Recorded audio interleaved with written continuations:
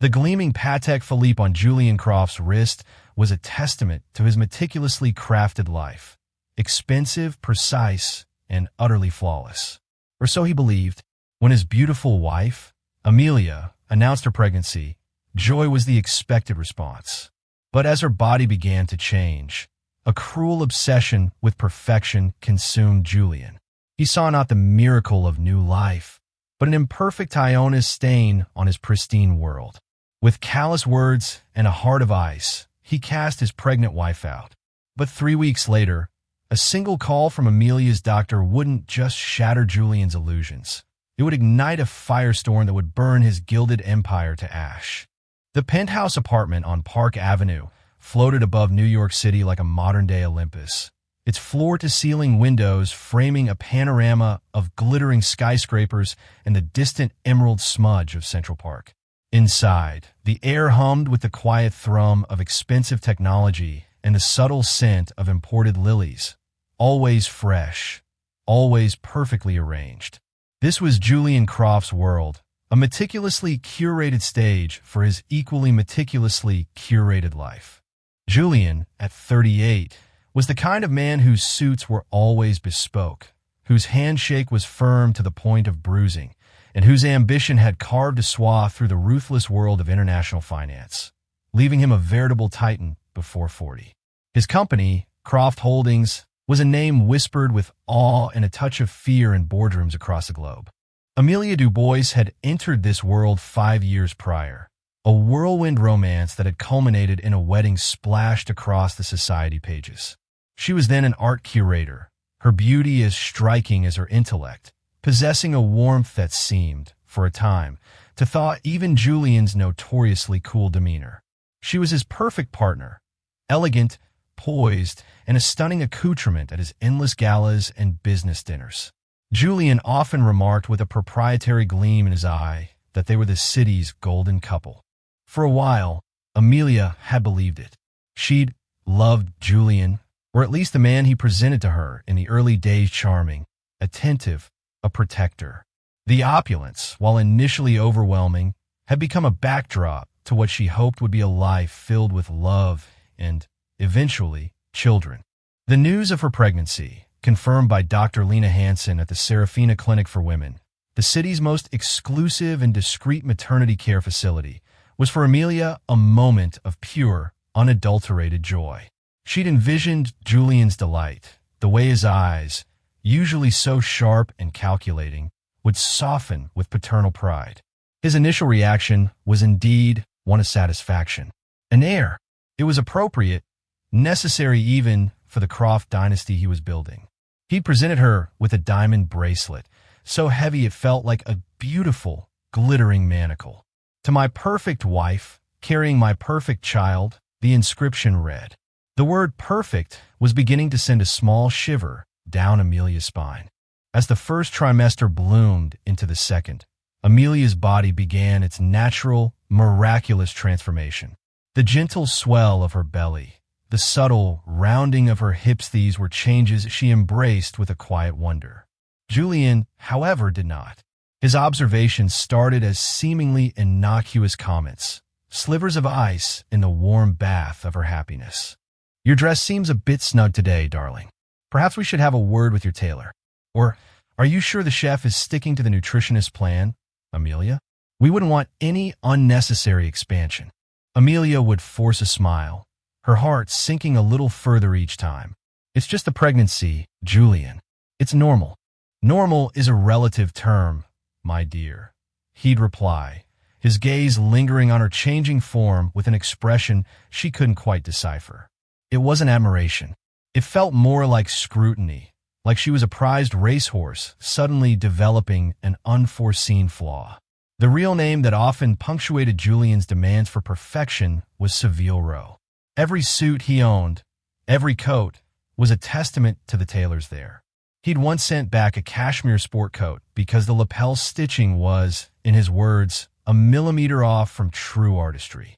This obsession with external flawlessness was now turned toward his wife. One evening, as Amelia was dressing for a charity gala event, Julian insisted they attend despite her increasing fatigue walked into their enormous dressing room. She was struggling with the zipper of a custom-made gown, a deep sapphire silk that had, only weeks ago, fit like a dream. Having a bit of trouble? Julian asked, his voice smooth but with an underlying edge. He wasn't looking at her face, but at her reflection in the mirror. His eyes narrowed on the strain of the fabric across her back. "It's a bit tight," Amelia admitted, her cheeks flushing. "I think I've grown a little more than I anticipated this week." He walked closer, not to help, but to inspect. He circled her slowly, like an art critic examining a statue for imperfections. His Patek Philippe watch, a rare Grand Complications model he particularly favored, glinted under the soft lighting. "Perhaps a little more is an understatement, Amelia.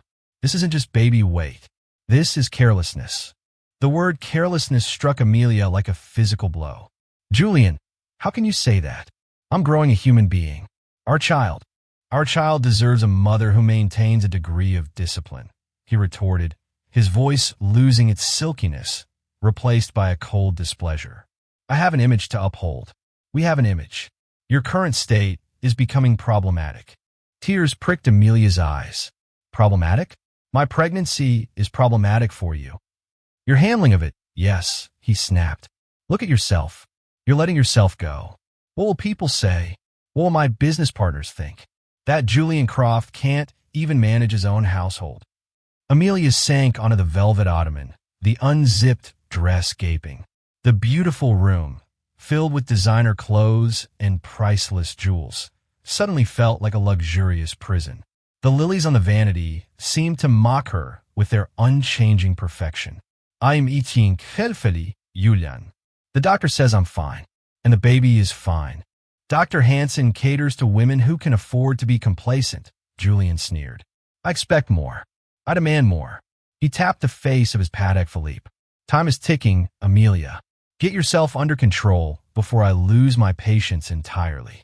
He turned and left, leaving Amelia alone with her reflection, a woman who was starting to look less like a cherished wife and more like a failing project. The golden couple shine was flaking away, revealing something cold and ugly underneath. The cracks were no longer subtle. They were deepening into chasms, and Amelia was terrified of the abyss that lay below. The weight of his expectations, far more than the weight of her growing child, was becoming unbearable.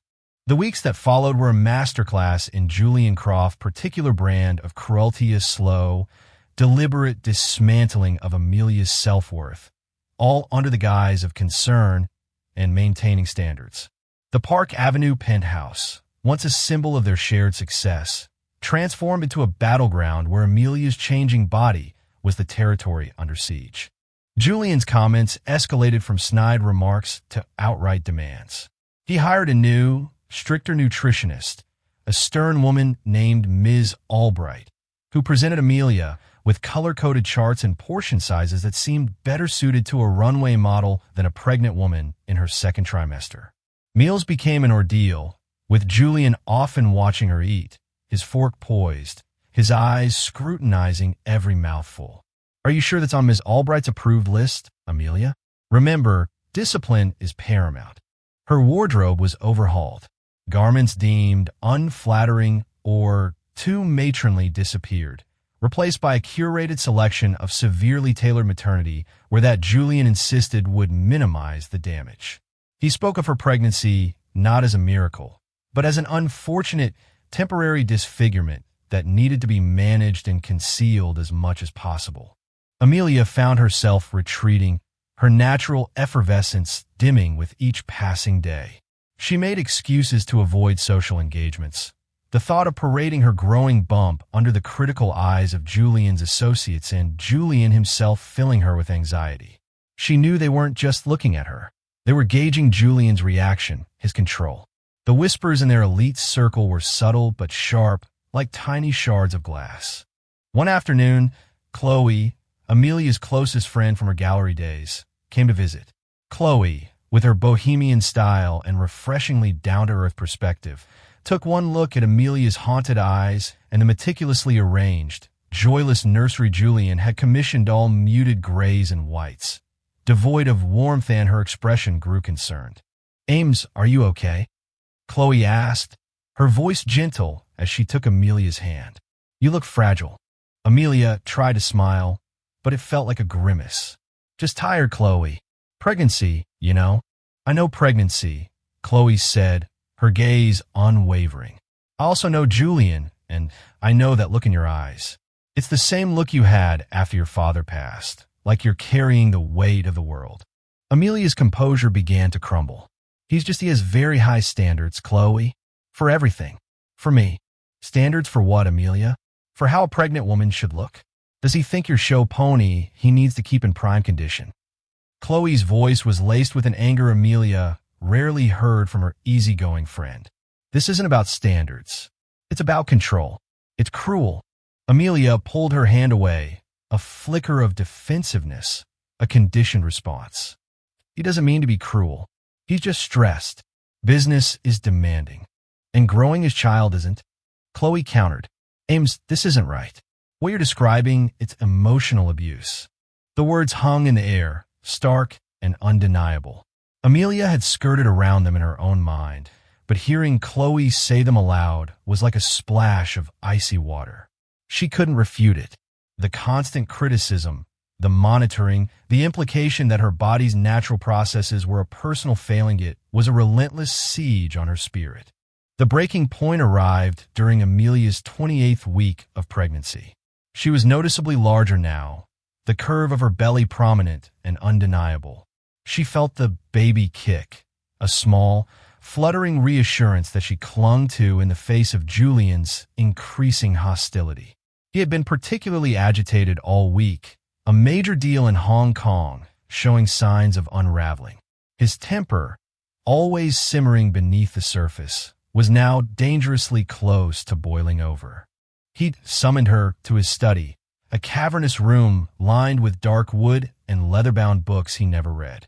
His desk, a massive slab of polished mahogany, was usually clear, save for his laptop, and a minimalist Vacheron Constantine desk clock another emblem of his obsession with precision and luxury. Tonight, however, it was littered with papers, and his tie was loosened, a rare sign of disarray. Sit, he commanded, not looking at her, as she lowered herself carefully into one of the stiff leather armchairs opposite him. He finally raised his eyes, and they were cold, devoid of any warmth or affection. I've been looking at the calendar. The Atherton Charity Ball is in 3 weeks. It's a crucial event for the New Asia Fund. I need you there, looking your best. Amelia's heart sank. Julian, I'll be over 7 months pregnant. I'm not sure. You're not sure you can present a respectable appearance? He interrupted, his voice rising. Is that what you're telling me? After all the resources I've poured into managing your condition? It's not a condition, Julian. It's a pregnancy. Her voice trembled, but a spark of defiance ignited within her. And I'm doing my best, but my body is changing as it's supposed to. Supposed to? He laughed, a harsh, mirthless sound. According to whom? Some textbook for average people? You're not average, Amelia. Or at least you weren't. He stood up, pacing in front of the window, the city lights casting him in a demonic silhouette. I saw you this morning. You looked swollen, unkempt almost. That dress you were wearing was a disgrace. It made you look enormous. Tears welled in Amelia's eyes, hot and furious. I'm enormous, Julian. I'm carrying your child. What do you expect? I expect the woman I married, he roared, slamming his hand down on the mahogany desk. The Vacheron Constantine clock rattled. The elegant, poised woman who understood the importance of image, of perfection. Not this bloated, emotional creature you've become. The cruelty of his words stole her breath. How dare you?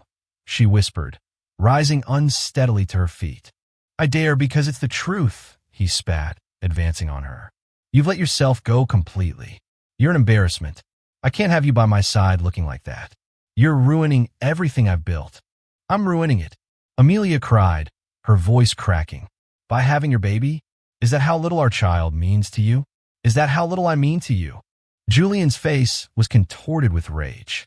You mean nothing to me if you can't even maintain simple self-control. You're a liability, a flaw in the design. He stopped inches from her, his eyes blazing. I want you out, Amelia. The words hung in the air, cold and final. What? She choked out, disbelieving. You heard me. Out. I can't stand the sight of you anymore. Pack your things. I'll have my lawyers draw up the papers. Consider this your severance from the Croft lifestyle. He gestured dismissively towards the door. Go. Now. Before I say something I'll know, I won't regret it at all. Amelia stared at him, her mind reeling. This couldn't be happening.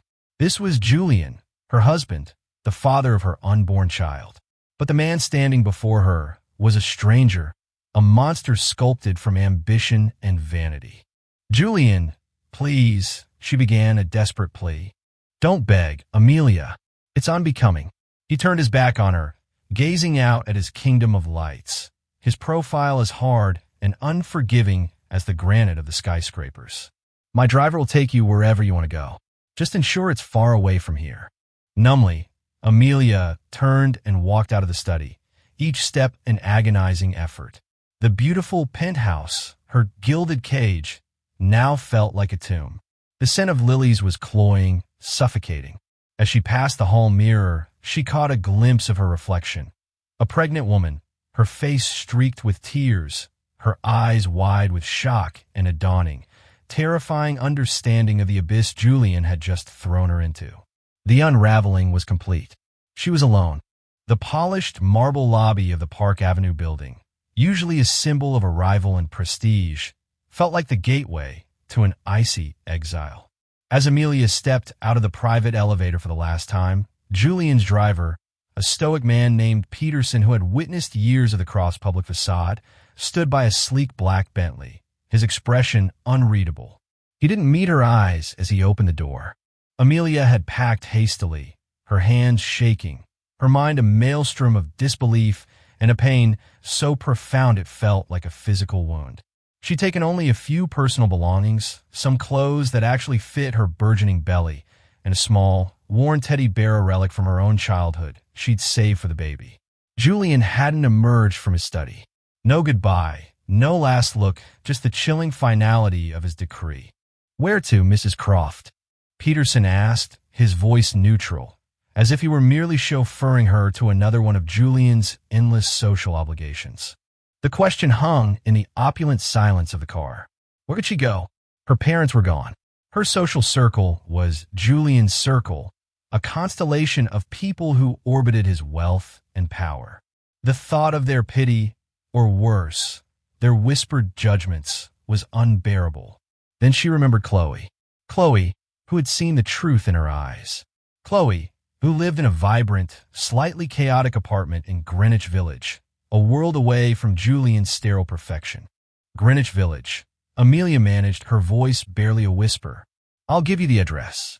The Bentley glided through the city streets, each familiar landmark a fresh stab of pain. This was the city where she'd fallen in love, built a life, and dreamed of a family. Now it felt alien and hostile. Khloe lived on a street lined with brownstones and leafy trees, a welcome contrast to the steel and glass canyons of Midtown.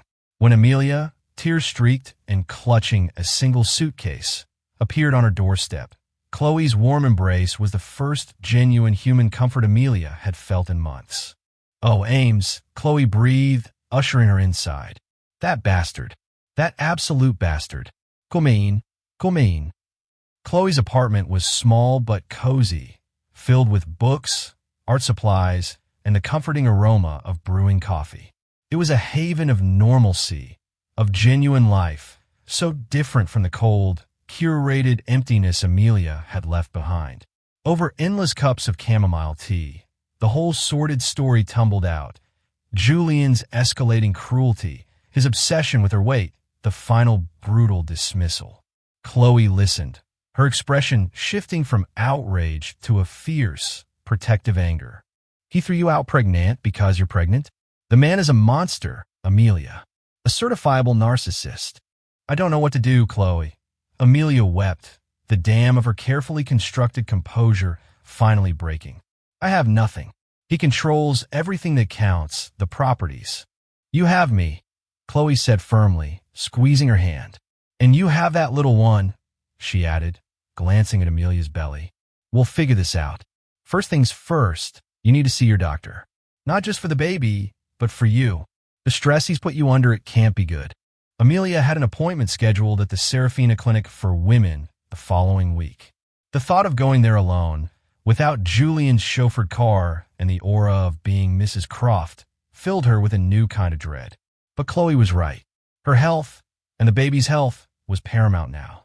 The next few days were a blur of adjusting to her new reality. Khloe was a rock, helping Amelia navigate the immediate practicalities. She lent her clothes, cooked nourishing meals, and most importantly, listened without judgment. Amelia, for the first time in years, felt like she could breathe, even amidst the wreckage of her life. She contacted a lawyer Khloe recommended, a sharp, compassionate woman named Sarah Chun, who specialized in complex divorce cases. Sarah listened to Amelia's story with growing indignation and promised to fight for her and the child. The day of her appointment at the Serafina Clinic arrived. Khloe insisted on accompanying her. As they stepped into the clinic's hushed, elegant reception area, Amelia couldn't help but feel a pang of her old life. The women here were impeccably dressed, exuding an air of quiet wealth. She felt conspicuous in Khloe's borrowed, slightly too bohemian dress. Dr. Evelyn Hayes, a woman in her late 50s with kind eyes and a calm, reassuring demeanor, had been Amelia's obstetrician since the beginning of her pregnancy. She had always been professional, though Amelia had sometimes sensed a flicker of concern behind her polite smiles during appointments when Julian was present with his controlling questions and dismissive attitude towards Amelia's own queries. Today, Dr. Hayes greeted Amelia with a warm smile that seemed more genuine than usual. Amelia, Khloes, comment? Once in the examination room, Amelia explained haltingly at first, then with growing clarity what had happened. That Julian had thrown her out, that she was now staying with a friend, that the stress had been immense.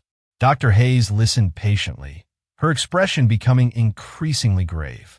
Amelia, I am so incredibly sorry you've had to endure this, she said, her voice filled with sincere empathy. No woman should be treated this way, especially during pregnancy. The kind of stress you've described can have serious implications. She proceeded with the routine checkup, blood pressure, weight, listening to the baby's heartbeat. Amelia's blood pressure was elevated, a fact Dr. Hayes noted with a frown. Your pressure is higher than I'd like, Amelia. And while your weight gain is perfectly normal for this stage, especially with how you're carrying, I want to run some additional tests today. Given the extreme duress you've been under, we need to be thorough.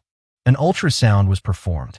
Watching the grainy black and white image of her baby moving on the screen, its tiny heart flickering rapidly, brought fresh tears to Amelia's eyes. This was real. This was her child, innocent and entirely dependent on her. A fierce wave of protectiveness washed over her, solidifying her resolve. She would not let Julian's cruelty define her or her child's future. The baby's growth seems on track, Dr. Hayes said, her focus on the screen. Heartbeat is strong. Then she paused, maneuvering the transducer. That's interesting. Amelia's breath caught. What is it? Dr. Hayes was silent for a moment longer, a thoughtful expression on her face.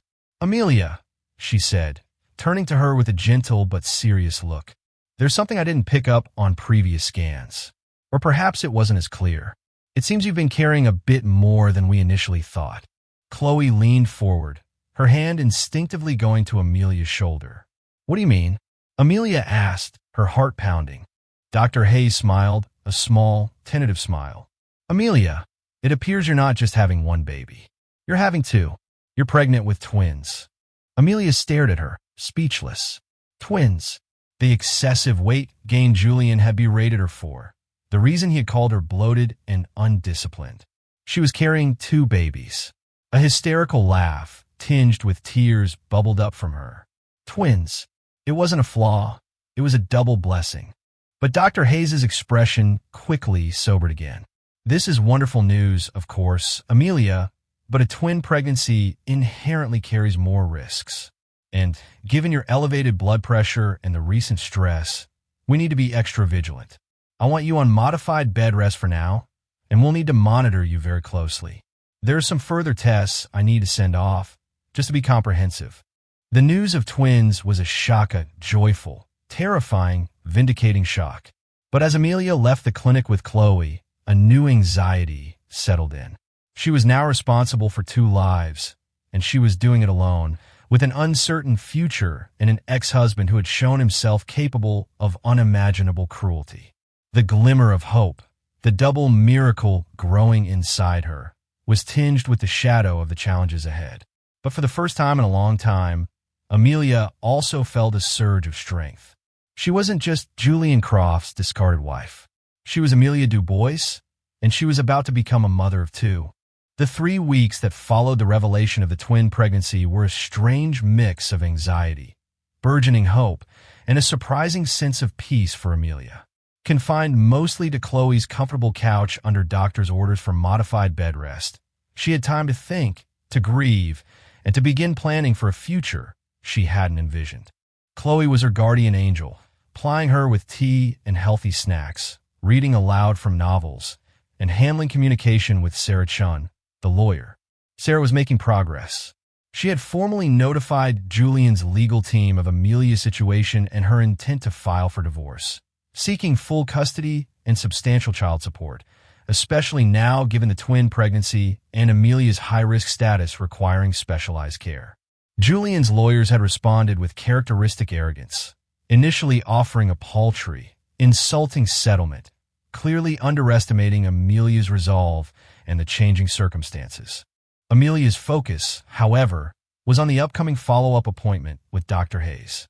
The doctor had ordered a more detailed fetal assessment and some genetic screening, standard for multiple pregnancies, but carrying an extra weight of worry for Amelia, given the stress she'd endured. The day of the appointment arrived gray and drizzly, mirroring Amelia's apprehension. Khloe, ever supportive, drove her carefully to the Serafina clinic. Dr. Hayes greeted them with her usual calm, but Amelia detected an underlying seriousness in her demeanor that set her nerves on edge. "Amelia, Khloe, thank you for coming in. I have the results from the tests we ran." They sat in Dr. Hayes' comfortable office, the framed medical degrees on the wall suddenly seeming very imposing. "The good news first," Dr. Hayes began, offering a small, reassuring smile. "Both babies are growing steadily. Twin A, who is slightly larger, and Twin B. Their heart rates are strong, and their basic anatomy scans are looking good." Amelia let out a breath she hadn't realized she was holding. "Oh, thank God." However, Dr. Hayes continued, her expression becoming more somber. "The detailed screening has revealed a concern with Twin B. It appears baby B has a congenital heart defect. It's a condition called tetralogy of Fallot. It's serious, Amelia, and will require surgical intervention, likely multiple surgeries after birth, and potentially ongoing specialized cardiac care throughout childhood." The room seemed to tilt. Amelia gripped Khloe's hand, her knuckles white. "A heart defect, one of her precious babies. Oh my God," she whispered. Is it because of the stress? Did I do this?" "Absolutely not, Amelia," Dr. Hayes said firmly, her voice full of compassion. "These conditions are congenital, meaning they form early in fetal development. It is nothing you did or didn't do. These things just happen sometimes." She paused, then continued. "There is something else. The genetic screening also flagged a rare recessive genetic marker that both you and the biological father would need to carry for it to manifest as a specific syndrome in one of the children, which can sometimes be associated with such heart conditions. It's not definitive for the syndrome itself without further testing on the baby after birth and on you and Julian, but the marker for the potential is there. And this particular marker is also linked to an adult-onset neurological condition in carriers." Amelia's mind struggled to process the information. A heart defect, surgeries, a rare genetic marker. Adult-onset neurological condition for carriers? Like me or Julian? "Potentially, yes," Dr. Hayes confirmed gently. "It's something that carriers should be aware of and screened for as they get older. The more pressing concern right now, of course, is baby B's heart and ensuring the best possible outcome. The neonatal cardiology team here at Serafina is excellent. We're talking about significant medical expenses, specialized care. Khloe, ever practical even in crisis, asked, "What are the chances of a full recovery for baby B?" With the right interventions, many children with tetralogy of Fallot go on to lead full and healthy lives, Dr. Hayes explained. But it will be a challenging road, particularly in the first few years. And the costs, as I mentioned, will be substantial. Amelia felt a wave of nausea. Julian, with his obsession with perfection, with his dismissal of her condition. How would he react to news of an imperfect child, a child requiring vast sums of money for medical care? The irony was a bitter pill. It was Sarah Chun, Amelia's lawyer, who orchestrated how the news would reach Julian. After a detailed consultation with Amelia and Dr. Hayes, and with Amelia's consent, Sarah drafted a formal letter to Julian's legal team. It outlined the diagnosis of twins, baby B's serious heart condition requiring extensive and costly medical intervention, and the potential genetic implications for Julian himself, subtly hinting at the adult-onset neurological condition Dr. Hayes had mentioned. The letter included estimated costs for baby B's care, figures that ran into the high six, possibly seven figures for the initial years alone. It also reiterated Amelia's demand for full custody and a revised, significantly larger settlement to ensure the lifelong well-being of their children, particularly the specialized needs of twin B. The letter landed on Julian Croft's massive mahogany desk like a ticking time bomb. Julian, already incensed by Amelia's defiance and the escalating demands from her lawyer, had been in a foul mood for weeks. The Hong Kong deal was still precarious, and his carefully controlled world felt like it was fraying at the edges. He dismissed Amelia's initial legal threats as hysterics.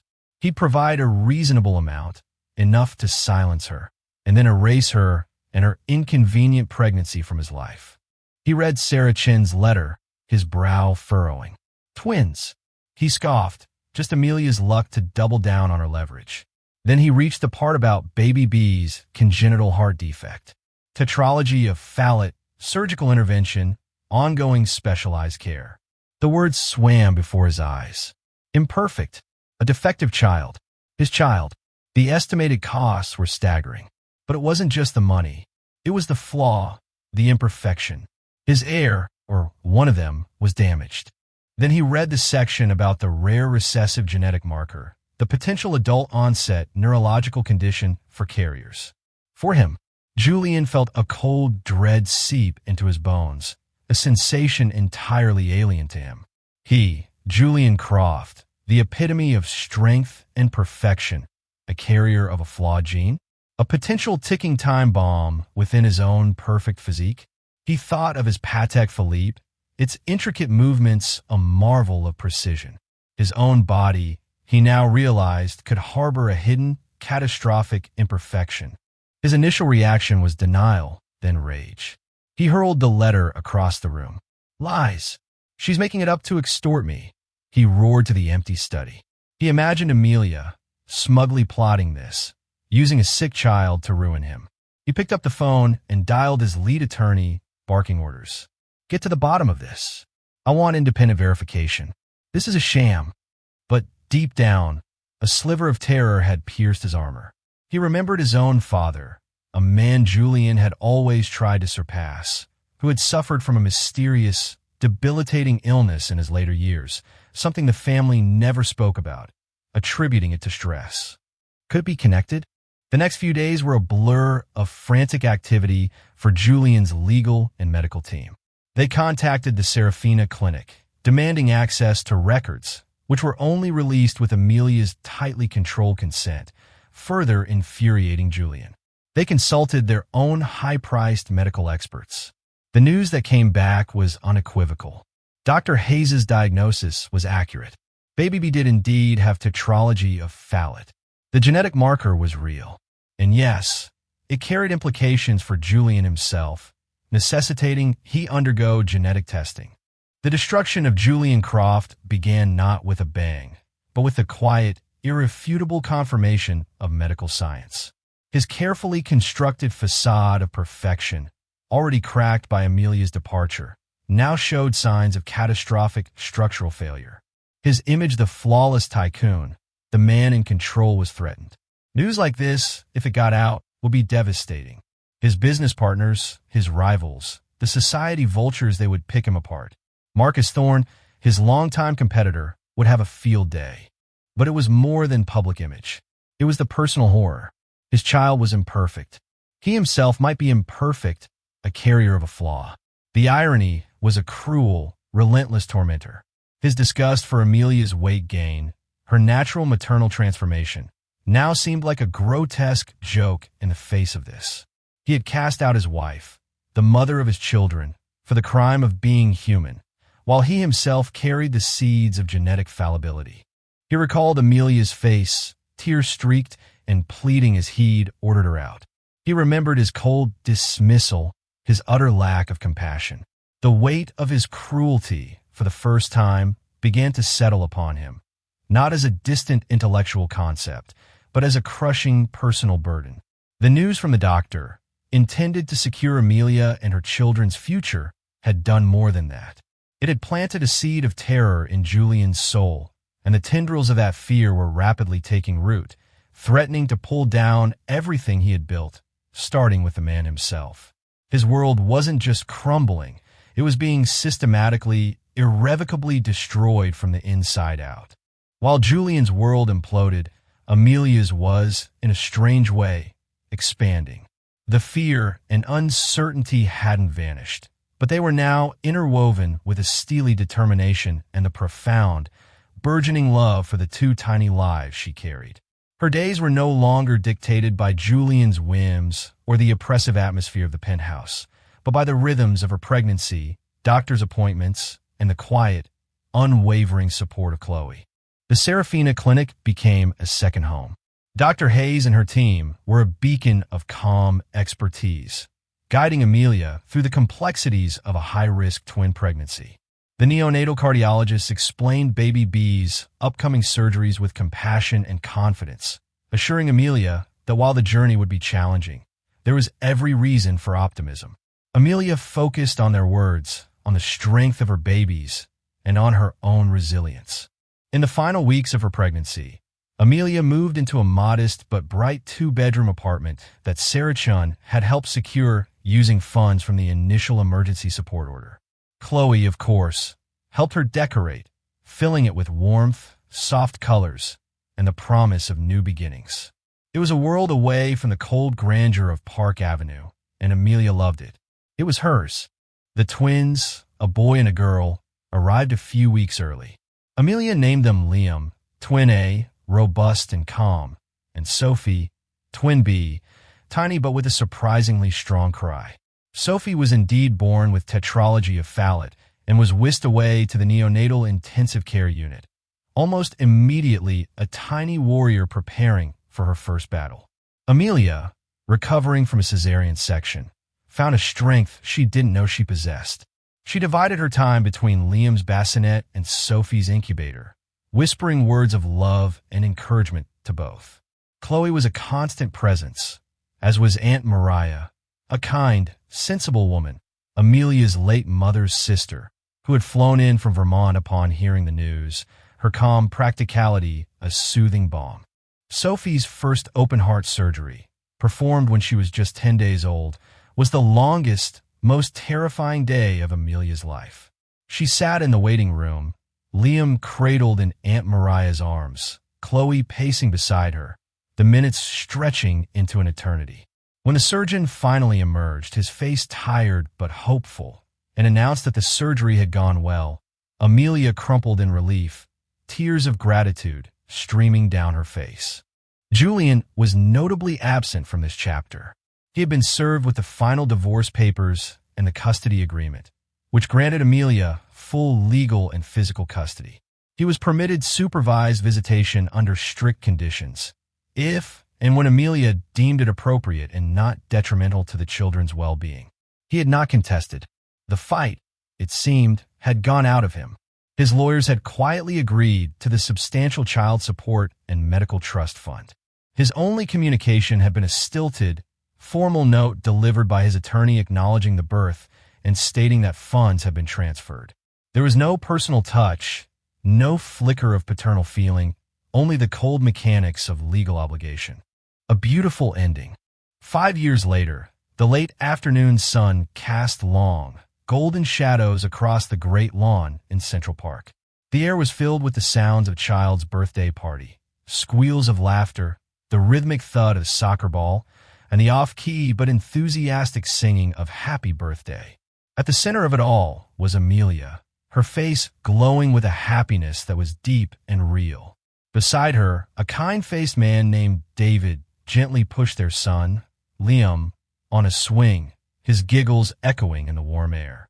Sophie, now a spirited 5-year-old with bright, mischievous eyes, ran towards her mother, her pigtails bouncing. "Mommy, look!" she yelled, holding up a dandelion. The faint, silvery line of a scar peeked out from the collar of her dress. A scar Amelia called her bravery badge. Sophie was a miracle of resilience and modern medicine. Her heart strong, her spirit stronger. Amelia hugged her daughter tightly, breathing in the scent of sunshine and grass. This was her world now, vibrant and full of love. She had her own career as a successful children's book author and illustrator, a home filled with warmth, and a partner who cherished her and her children for exactly who they were. The cold, sterile opulence of Park Avenue was a distant, faded memory, like a story about someone else. Across the lawn, partially obscured by the shade of an old elm tree, a man stood watching. He was thinner, his expensive but slightly rumpled suit hanging on his frame. It was Julian. He was alone. The Patek Philippe was gone from his wrist, sold long ago. He watched the family the family he had thrown away, and an ache, sharp and profound, pierced through the fog of his self-pity. He saw the easy affection, the shared jokes, the unconditional love. He saw a life of genuine connection, a wealth he had never understood and could now never possess. He was a ghost at a feast, haunted by the future he had so arrogantly discarded in his obsessive quest for an empty, sterile perfection. He turned and walked away, a solitary figure swallowed by the shadows, leaving the sound of his children's laughter behind. Amelia, caught up in the joy of the moment, didn't see him go. Her gaze was fixed on her children, on the beautiful, messy, imperfectly perfect life she had built from the ashes of the one he had destroyed. Her true riches were here, in the warmth of the sun, the love of her family, and the profound peace in her own heart. Julian Croft's obsession with a flawless image led him to cast away his pregnant wife, Amelia, for gaining weight, a cruel act that set in motion his own spectacular downfall. The doctor's news weeks later, revealing not only twins but a serious health condition in one child and a genetic bombshell for Julian himself, shattered his perfect world. It's a stark reminder that true wealth isn't measured in gold or prestige, but in compassion, love, and the messy, imperfect beauty of human connection. Amelia's journey from a gilded cage to a life of genuine fulfillment with her children shows us the incredible strength of the human spirit. If this story of betrayal, resilience, and ultimate justice resonated with you, please give this video a thumbs up and share it with someone who needs to hear it. And don't forget to subscribe to our channel for more compelling stories that explore the depths of human drama. Hit that notification bell so you never miss an update.